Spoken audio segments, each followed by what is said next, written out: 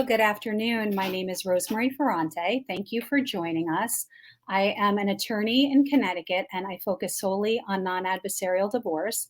I am a board member of the Connecticut Council for Non-Adversarial Divorce, and this is a series that CCND is sharing to discuss all aspects of divorce in Connecticut.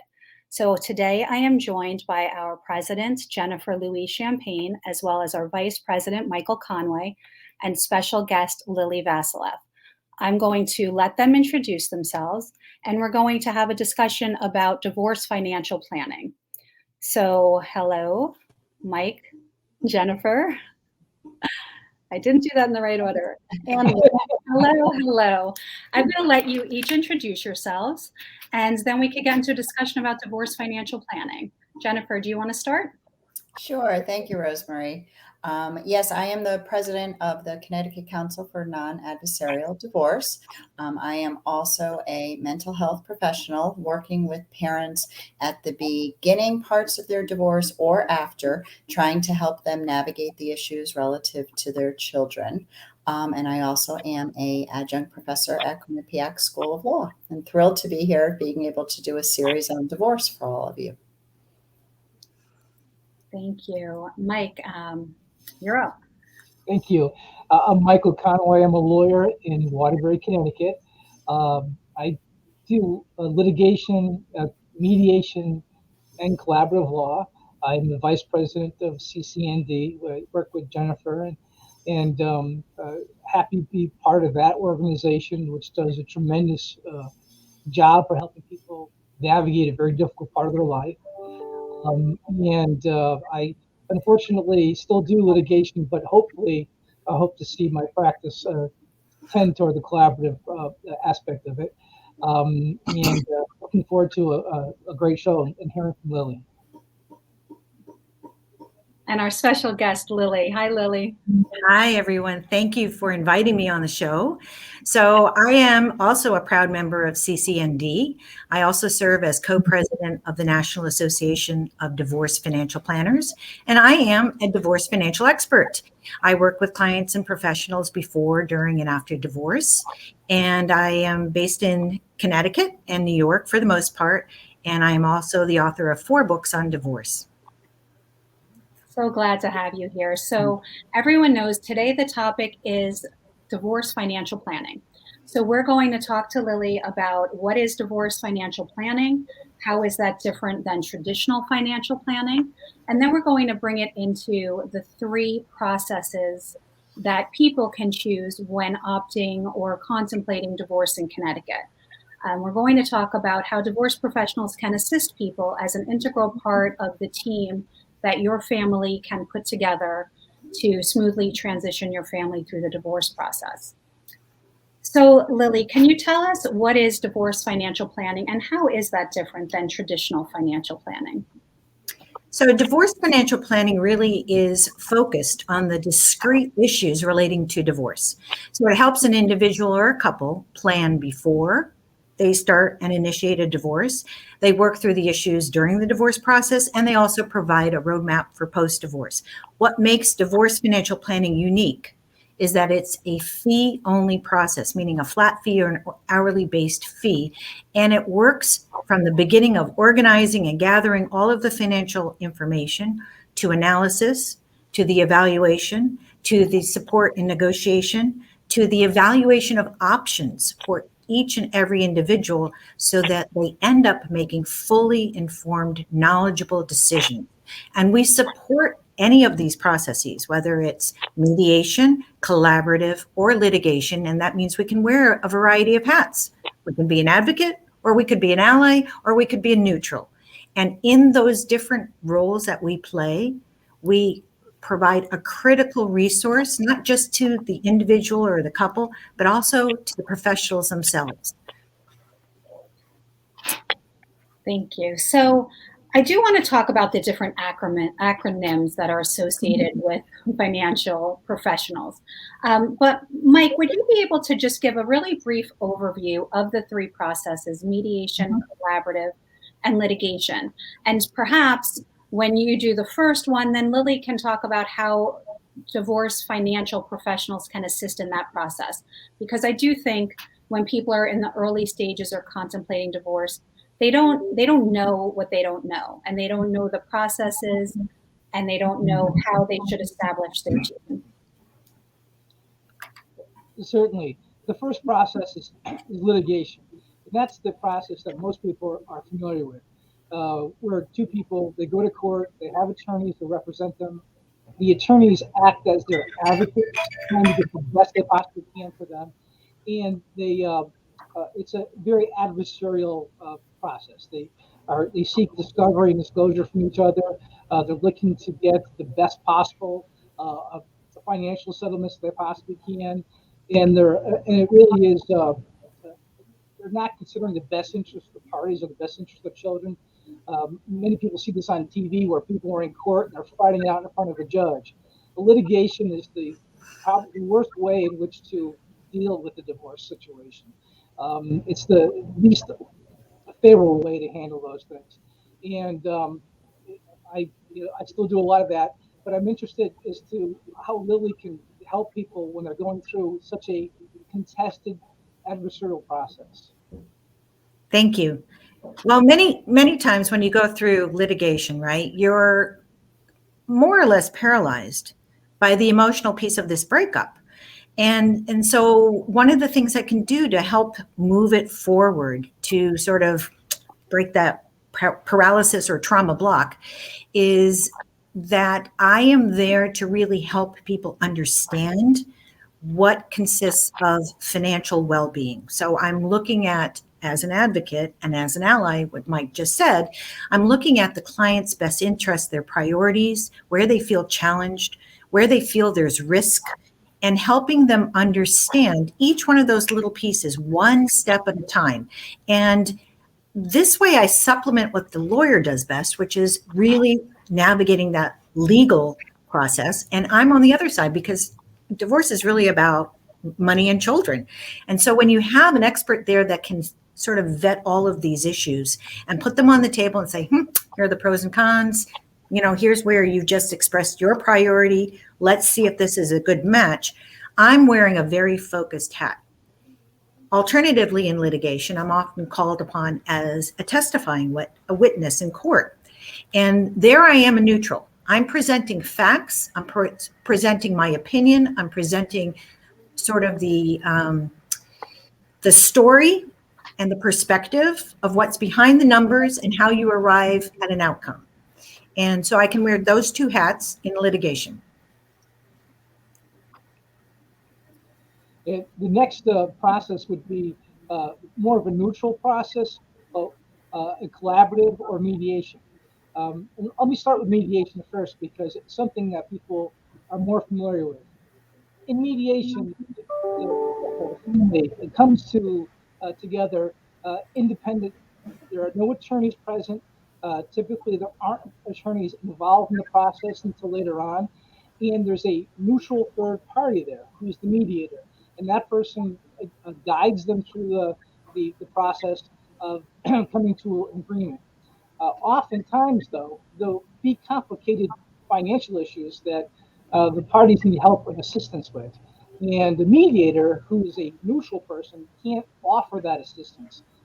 But here's where I think a financial advisor or professional really helps them through this process. Lili? So in mediation, I'm joining the mediator as a neutral. But my role then is to really answer everyone's questions to their fullest satisfaction, to serve as an unbiased party to really provide a safe zone whereby all of the financial questions can get asked. They can ask any sort of task within reason to see what the outcome might look like. And I'm really another set of eyes and ears for the mediator so that the clients going through mediation can feel really supported, that not only their voices are being listened to, but they're having input in the process, which is so critical in both mediation and collaborative divorce. It's really the only venues where clients have a say. And it's so important that way. So in this mediation process, it's important to, one, be trained in mediation and have the skills to support the mediator and the clients, and two, to have that interdisciplinary knowledge no matter what process I'm in that is supplemental to the legal process and not contradictory and not undermining it and not overtaking it. I'm really a resource for that couple and the team. Lili, I have a question before we move on to collaborative about that resource piece in mediation. Because many times, and we may get to this later, you know, in money, there's always emotions and all of the things that go with that. So I'm sure we're going to talk about that later on. But also when you use the word resource, you know, sometimes when parents make their roles in a marriage as to who handles money and how decisions are made when they're managing it. Can you talk a little bit about being a resource from an education standpoint as you can help them being aware of their finances and capabilities? I think that's one of my favorite roles, is to help people better understand where they're coming from and where they want to go to. So many, many times there's always one more experienced spouse than the other in terms of longer term financial planning or the day-to-day bill paying. And most of the time it's a surprise when they see how much it costs to live and carry on the lifestyle that they've actually been doing. And so there's a lot of emotion that goes into this, Jen. And that's why having individuals that can really support this couple from different sides is so important. But in mediation, as I lay out the pros and cons of different options, I love explaining them in plain English, not financial jargon, but plain English, to help people understand not only decisions, but the character of different kinds of assets. What's a retirement? What's not a retirement? Can I afford the house? Can we afford two households? Which debt is more important to pay down first than another? And that slowly starts building a foundation for them to plan forward. And those are the critical tools that I hope they gain from the process by having a divorce financial expert there to help guide them.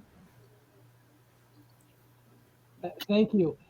And that's a good point. In mediation, as I said, typically attorneys are not involved, at least through most of the process, although they can be, but I generally find that they're not.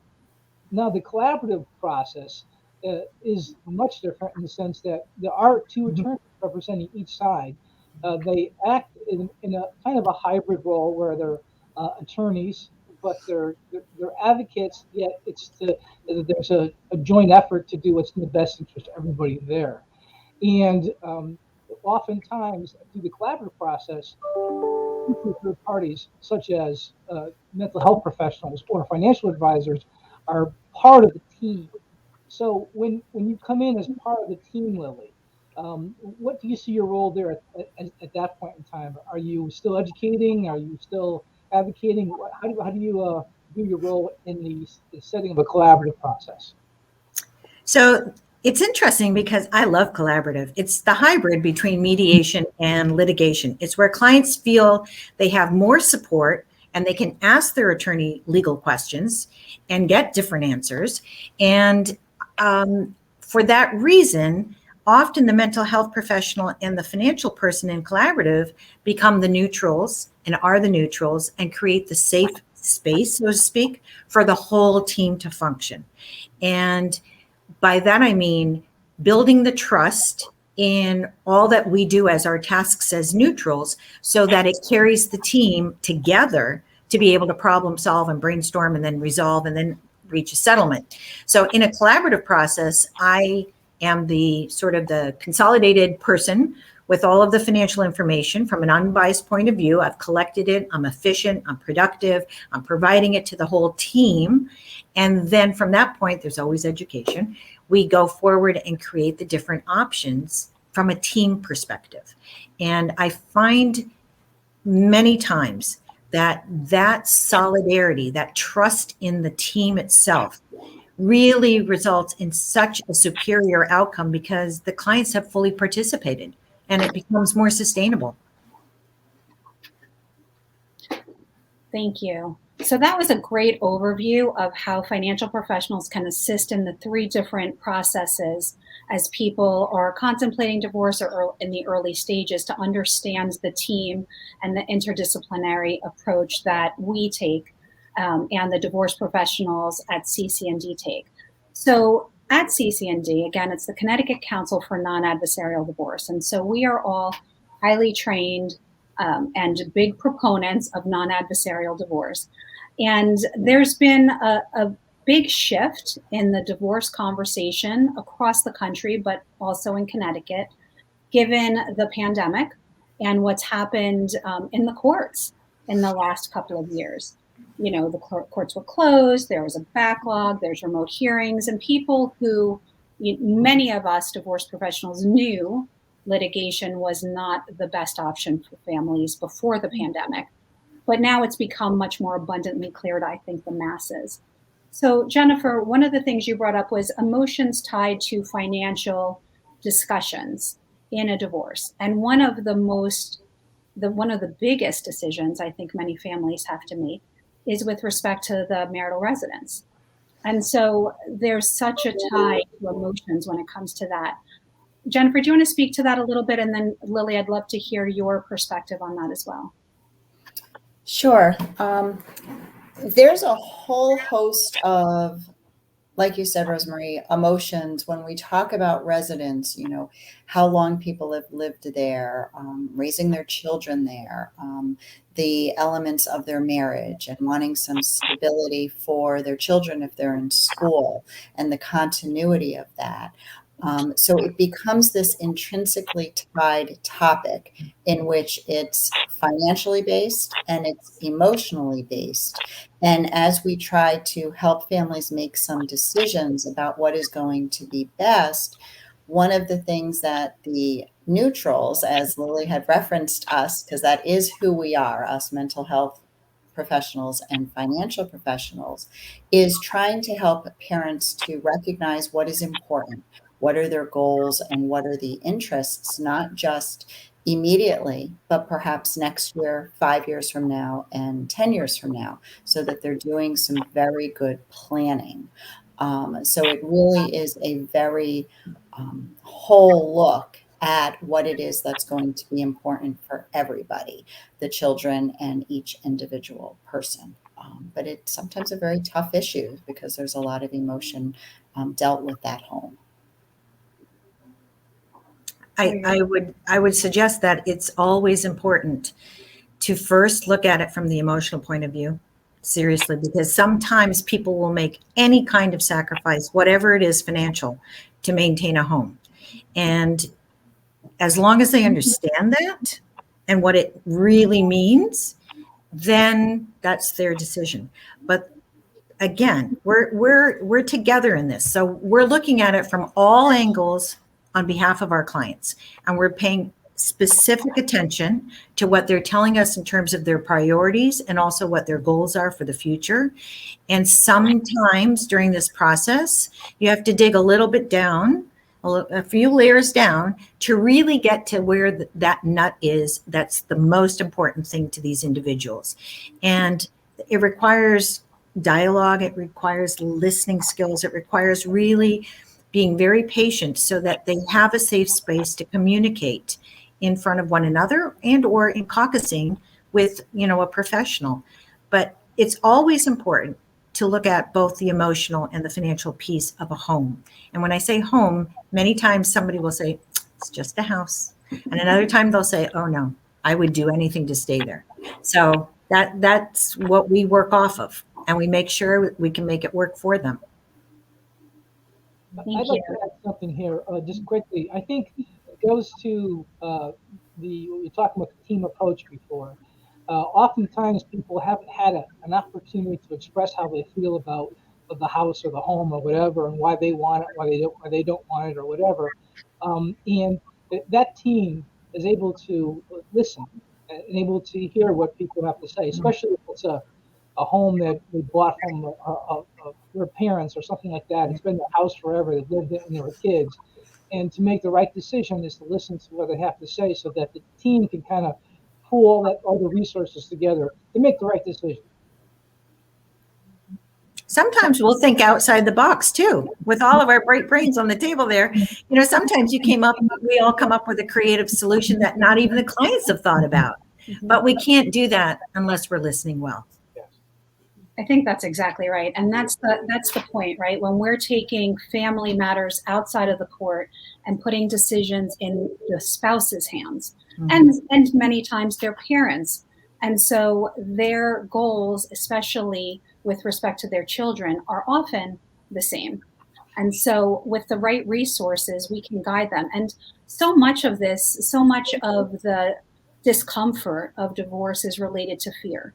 And the fear is the unknown, and the fear is not having all the information. So while we as a team bring the information, great things can happen because we realize there's a lot more options than you would otherwise have thought. So that's the beauty of an integrative approach to the divorce process. Lili, could you also share with us, what are some of the other common financial issues that you see in divorces? Well, I think you can go down a pretty clean list. It's usually spending. It's usually also about, what kinds of accounts are we going to divide? Do we divide everything equitably or just some kinds of account? Does one person need more liquidity than another person might need more retirement because they're not working? Also, I would say probably debts. Debts are important. You need to understand how you're going to clean that up before you are actually signing your divorce agreement. It can have long-lasting negative impact if you don't address it well. And college planning. College planning is a big one. Many parents, surprisingly, have very different philosophies when it comes to how much they're going to pay for their child to go through college. And it depends on the resources. If resources are stretched thin all the way around, maybe college financing becomes the second tier of the financial decisions and your own well-being takes first place. It all depends. But, usually the house, your assets, your debts, and then college are on the table as the big ones. And these conversations are difficult for, I say happily with my quotes, happily married people to have, right? And so in particular, when you're divorcing and now you're not spouses, but you're co-parents, and maybe the college planning is years down the road, it's so important to have those questions now. So at the very least, expectations are aligned, right? And so, these are kind of the questions I wish people would have before they got married, the kinds of discussions, right? I think you absolutely hit it on the head. I mean, poor communication about money issues is literally the number one leading factor to divorce. If you can't talk reasonably and rationally and feel safe in doing so, there's not a very good chance that you're going to suddenly blossom into a great money relationship later in the years with your other spouse. So it's a strong predictor, unfortunately, of divorce. And now, when we are working with our clients in divorce, we're expecting them to be able to communicate about the financial issues. So it always helps to have really good supports and build your strong team around you when you go through this process. Absolutely. Well, in communication, Lili, you're absolutely correct. That's so difficult for parties when they were together. And then as they're looking forward as to what's going to be important to each of them, it might be very different. And those were some of the struggles that they had during their marriage. So when we talk about flexibility and creativity, when you are pursuing a non-adversarial option, either through mediation or collaborative, it really speaks to the things that are important to both individuals. The ones who want, more retirement or, as you said, liquidity, being able to talk about, is autonomy important? Is making some separation in how you're managing your money and your decisions? That's a whole element of what it is that those discussions look like too. And so critical for planning. I think really the key takeaway at the end of this process should be for our clients to know exactly what they need, what they will have, and what they will do with it when they're divorced. To give them that roadmap post-divorce is so essential to making sure that they have valued all of the effort going into it and that they really will be fine and gain confidence in themselves. Wow, we are running out of time, and there's so much more to talk about. I'm going to talk about mistakes people make, what are the most overlooked financial issues. Maybe what we should do is have if you don't mind, Lili, just sharing briefly, what are the different divorce professionals? Because there's so many acronyms, people don't really understand it. And I think that might be a good thing to close off on when people are putting together their team. Okay, great. So I'll do it quickly. So on a personal finance basis, the highest professional license and standard is the certified financial planner. There are also CPA, certified public accountant, and there are also business valuation experts. All of these individuals go through professional training, licensing, exams, continuing education credits, and have specialty insurance that backs up all of what we do. In addition to that, as we had talked about earlier, and really at the beginning of the meeting, was to say that in addition to all of that, there is another accreditation called the Certified Divorce Financial Analyst, which is a specialty overlayer on the personal finance credentials. And that enables many individuals to get specialized training in divorce-specific financial issues. Excellent. Thank you. Lili, how can everybody find you? Can you tell us your website, a little bit about your books, and then Jennifer, maybe you can close out with what's coming up next for CCND. Great. Okay, quickly. So I'm Lili Vasileff. I'm the president of Wealth Protection Management. I'm based in Greenwich, Connecticut. My website is wealthprotectionmanagement.com. My phone number is 203-622-4911. I'm the author of 4 books on divorce. The first and only book that I was invited to write for American Bar Association is called Money and Divorce, and it's available on Amazon, as are all of them. And I was very privileged and honored to co-edit the book with Rosemarie on divorce and separation in Connecticut, which specifically addresses all of the Connecticut state laws, provides resources, and a lot of tips for how to get through the process successfully and with peace of mind. Thank you, Lili. You want to close it out, Jennifer? Sure. Thank you, Lili. And you can find Lili and all of the professionals on the CCND website.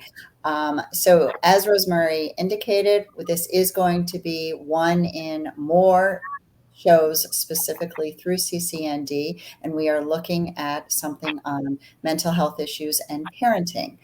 So please look for that on this station going forward in our series. Thank you. Thank you guys for joining. This was a great talk.